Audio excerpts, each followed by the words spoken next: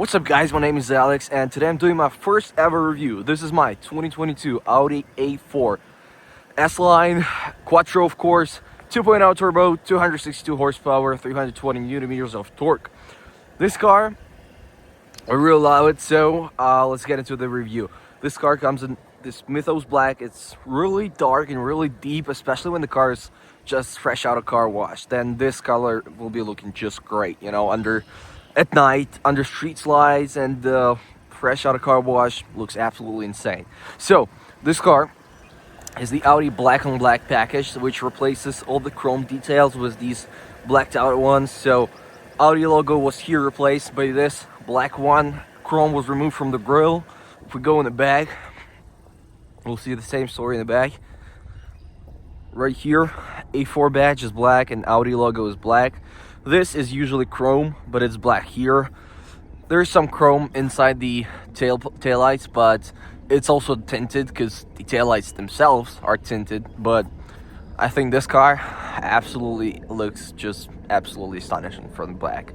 Really love it. Here, tailpipes, well, if you can see, the tailpipe itself, the real one, the exhaust tip, is inside this fake one built into the bumper, which I suppose is easier to manufacture because it's a separate part, right? You don't have to make a hole in the bumper and just make it all to stick out, you know, the real exhaust pipe. But yeah, well, it doesn't look too great, but it is what it is. So since this car is an S-Line package, which gives this car a sportier accent, it has a 19-inch rims, Audi Sport 5-spoke ones, low profile Continental tires, which grip absolutely insane. I love them. I went through entire winter with them and they just gripped, even though they're all season ones. So well, that's really good tires. S-Line beige on the side. This car has sport suspension, which is a little bit stiffer. I think that's a train coming. Yeah, there's gonna be loud here, so let's get inside while the train is passing, because it's gonna be loud. Inside, I'll set it like this. It's a 7-inch driver digital gauge cluster, which is customizable. You can put it different units. You can play around with the units. You can play around with appearance of the gauges themselves, media, then it's phone and navigation. But a lot of information here. By far, I think Audi does the best gauge clusters out there. I'm not a fan of BMW gauge clusters. I'm not that big of a fan of Mercedes gauge clusters. So I really prefer the Audi ones. 10.1-inch MMI display was really nice display. The display in itself is really deep black colors. It's really intuitive when you're trying to navigate through it. You will, how to put it, so you know, even the first time when you use it, you'll know where to find different stuff just because it makes sense. So that's a big plus for Audi there. Triple zone climate controls. There's little controls in the back. It's just plus and minus, temperature up, temperature down. So really simple there. You can change the mode or fan speed or anything like this. So pretty simple there. But heated seating, heating driver and passenger seats. You can also option them with cooled ones. This is the option for $600. This car didn't come option with this, although we don't have them here. The steering wheel itself is also heated. It really feels nice in winter when you get inside a cold car. And especially if you started like a couple of minutes prior, you just put in heated steering wheel, you come back inside, car's warm. Steering wheel is nice to touch. It's really nice. This is natural gray oak trim with the steel Quattro badge right in front of the passenger. Looks really nice. No squeaking, nothing. Feels premium, that premium luxury feeling. Really nice. Same goes here. Here is the black piano trim, which does get scratchy, so you gotta be careful with that. And it also collects dust, so that's not nice, but if you keep it clean, it looks nice. Door cards, same story here. Natural gray oak, piano black trim. This is soft plastic, this is leather. This is also leather covered door card. All of the windows are one touch up or down. Really nice. I think every manufacturer should do this. Child safety and stuff like this. Outside mirrors are heated, but they also dimmable. So at night when somebody goes behind you, they're gonna dim themselves if they're blinding you. So it happens quite often because a lot of cars are SUVs these days, and you're in a small sedan, so really got to be careful with that so they don't blind you. So, but well, they do their job, and it does pretty nice. So, seats are 8-way adjustable, but the side support, which is right here, it's manually adjustable, not electrically. But all of the other stuff is electrically adjustable in this seat, except of also headrest. It's also adjustable, but it's manually, so it is what it is. Bang & Olufsen audio system with 3D audio sounds absolutely insane. I've listened to Bose or Boss, I'm not sure how you pronounce that, Harman Kardon. None of these systems sounded as well as this one, so I really enjoy that. You can put up some radio just to, well, it's not the best radio, so can't really experience all the sound cool stuff. Sunroof here, electrically adjustable. You can open it, close it electrically, so that's what it is. Here in the back, ton of legroom, I'd say, for this car, because this is a mid-size sedan. This is the smaller ones out of Audis, but you still can sit here comfortably. I have no issues with headroom, even though I'm like 5'10". I'm not the tallest one, but no issues here. I could sit here comfortably, no problems with that. Cup holders in the back. This can also be a third seat, but well, I prefer to keep it as a armrest because I don't carry too many passengers, so that's what it is. Some storage space here. The triple zone climate control controls are here, which, as I said, just plus and minus. There are some blank switches, which I suppose would be heated rear seats, but you don't have them here, so just blank. Some USB cables, which are just charging ones. Cigarette lighter, 12 volts, stuff like this. Pretty simple in the back. It's not an Audi A8 to be fancy. Got some lights here, LEDs. All of the lights, I'm pretty sure, in this car are LEDs, so it's really nice. Tail lights, if I put in hazards, you'll see the dynamic tail lights, which Audi puts on their cars. Looks pretty nice, as you can see. And in the past, Audi couldn't bring them because they're supposed to be, by DOT requirements, they're supposed to be static. But you can see the little static ones on the sides, and it just runs a little LED stripe with that. So stuff like this. Trunk space, I got a lot of stuff in there. Some I gotta put the snow brush back in its place because we don't need it anymore. We don't have snow, at least I hope so. No more snow this year. Spare tire, stuff like this.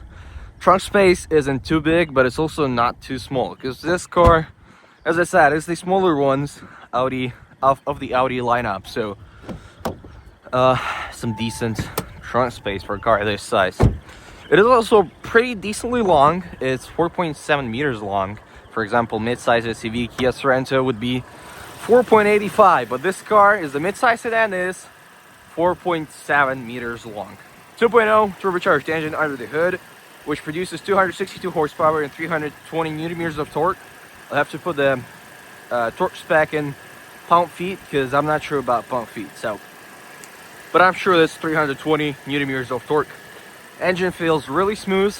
It's perfect combination of turbo and like the feel. It gives the feel of a naturally aspirated engine, even though it's turbocharged, because it's really straight. The line of the power producing really straight, so it feels like more of a naturally aspirated engine than a turbocharged ones. Some cars have these turbocharged engines that really tell you, just scream at you that they're turbocharged with that kick in the back. But this engine, pretty smooth, so that's a big plus there. This engine is paired to a 7-speed S-Tronic dual clutch transmission, which takes this car from 0 to 60 in 5.2 seconds official. We'll test the realistic one, in a second. So let's get behind behind the wheel. So, and let's go for a drive. Oh, get inside. The Audi shifter, probably the best one out there because it feels really right, you know, right size. Also, if you put it in the manual mode and then put it in park, boom, goes right back into this place. But that's what it is. I'll demonstrate the turning radius of this car, because this car, by far, from all the cars I drove, has the best turning radius out there. Can't make a U-turn, not enough space, but I'll do it like this. So I'll go to this curb, like this, and then I'll just crank the steering wheel to the left. As you can see, pretty nice turning radius. Let's go to vehicle and drive select. You can also select it here with those two little buttons, but I'll just put it up so it stays there. Let's put dynamic and traction control off. It's not off, it's in sport. So if you hold it for 3 seconds or something, it turns it off completely, but we'll just put it in sport. And we'll do a little 0 to 60 testing. I'm not gonna launch it, so I'm just gonna just release the brake and floor it, and we'll see. For the best 0 to 60 time, you probably want to do launch control, but I don't want to do it because it's my personal car and I don't want any transmission issues. So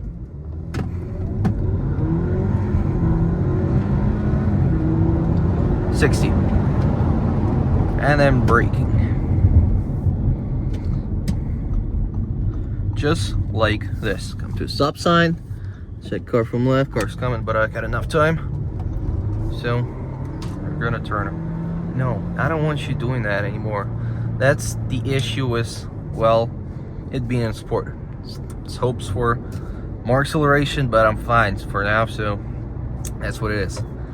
Going over pricing. This car was bought for $35K American, and it's 18K miles. So the price itself is really nice. At the same time, that's the price of a Toyota Camry XSE or Honda Accord and on the 2.0 and stuff like this. But those cars, I'd say, are really behind this one, because all of the comfort features, all of the premium luxury and premium materials and stuff like this, and just the feeling, just the way it grips to the ground, just the feel of it driving, you know, is way above those cars. Because I've driven them and they don't feel nothing like this. This car, of course, it's an Audi, it's a German car. It feels like a proper German car. You got no issues with it, even though there's like rumors that, well, German cars are unreliable and blah blah blah blah blah. If you take care of it, it's gonna be reliable. So just be taking care of her and don't buy a beat up car. Get a good one. You know, just keep looking for a good one, find a good one, buy one, take care of it, and it's gonna serve you. So it's just something that you have to keep in mind. So yep, those two competitors out. Let's go to Mercedes C-Class, because I also think that car is pretty bad in quality and pretty behind this car, even though this competitor for Audi A4 and BMW 3 Series from Mercedes, that car, it's not doing too great, you know. It got a lot of cheap plastic inside. It doesn't feel that luxurious. It's not that fast. So yeah, well, if I had to choose between this car and BMW 3 Series and Mercedes C-Class, well, my choice would be pretty obvious, because I want to buy a Mercedes C-Class, even though I like a lot of Mercedes, other cars from Mercedes. So that's that. BMW 3 Series, good competitor. It's more of a personal preference at that point, was the BMW 3 Series, because those both cars were pretty good. We're talking about 331, not 330. I'm talking about BMW 330, not 340, because 340 comes with the 3-liter engine, so it has to compete with the S4, not the A4, because A4 has a 2.0 and 330 has also 2.0, so that's out of it. Same price range, Ford Mustang GT. That is a dedicated sports car, so that car cannot be that good of a daily driver as this car can. So that's really up to you. If you want to get a big engine and have a car that doesn't have too much space, can't really carry passengers, even though it has 4 seats, all of those 2 seats behind the passengers there, they gotta be pretty pissed, you know, just because how bad it is there. Suspension's really stiff, engine's really big, drinks a lot of fuel. So, well, If you're gonna want to get a sports car, you take that. If you want to get a sports car with it being also a daily driver and doing a lot of other stuff, so you get this car then. Fuel economy: city 21 miles per gallon, combined 24.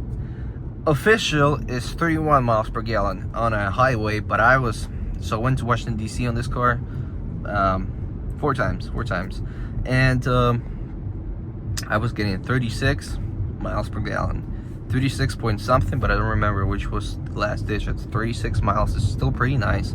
On a full tank, which is 15.5 gallons, you'll be getting realistically around 420 miles realistically, but when I was getting 36 miles per gallon, I was getting 525 miles of range on full tank. That's pretty insane. This car is also listed as a mild hybrid, so it has the system which is, well, auto off. When you are not accelerating, you're just driving a straight line or braking or come to a stop, car's gonna shut it off. Well, if you can call that a hybrid, I'm not sure if that's really a hybrid vehicle, so I wouldn't call it that. So it's a gas car at the end of the day. That being out of our list, I'm not sure what else I have to remark. So this car, if you put in comfort, feels really nice because it's, well, I got my sunroof open so you can hear some sounds coming from the outside. But if you put on music and if you drive like this, you're sometimes I find myself just not hearing a single sound from the engine if I don't accelerate, like 3K or something. If I just go like 2K, 2.5 and acceleration, I got some music on, you don't really feel nothing from the outside world. So it is really good sound insulation and build quality, which Audi is quite famous for. So which is really nice. This car has a lot of characters. It can be a sports car, just ripping to the ground, going, I don't know, top speed is 130 miles per hour. That's electronically limited. But if you do some tuning to it, you'll probably be able to hit 150. Because it's a pretty early limiter, as I can say from my experience. Because this car still has some reserve speed, if you can call that. So that's what it is. So yeah, a lot of characters this car has. It can be a comfort luxury sedan, could be a sports car. So that's really this car just being so sophisticated. We didn't listen to the sound of this car, so I'll just give it some revs. You can't rev it past 4K RPM in park on neutral, so that's the loudest it can get when you're stationary. Definitely not the loudest car, but also the sound, like I'll get in the back. If you can listen, it's pretty deep and sophisticated. It doesn't sound ugly, because a lot of cars with smaller engines that get loud with like tuned exhaust and stuff like this, they get just a really high-pitched exhaust sound, which doesn't sound that nice, I'll be honest. So like Honda Civics or something, just put a tuned exhaust in that 1.5 liter engine and it just sounds really bad. Just don't do it. What you should do is get this car, because this car, so far I had it bought it at 18K, 35 miles on odometer right now. 9 months since I bought it, so no issues, not a single issue. Audi gives really nice warranties. If you get a certified pre-owned, you'll get warranty transfer to you, and you'll be just living your dream if you're looking for a car for 35K, which is new and which will just serve you with no issues. It will be everything at once, and this is the car you should be looking for, because this is, well, Audi just has it all. That's what I'll say. Audi has it all. So guys, this was my first video, first POV review. I think I've got some stuff to improve on, so I'll be dealing with that in the future. But I really hope you enjoyed this video. Leave your thoughts and comments down below. Put a like if you enjoyed this video.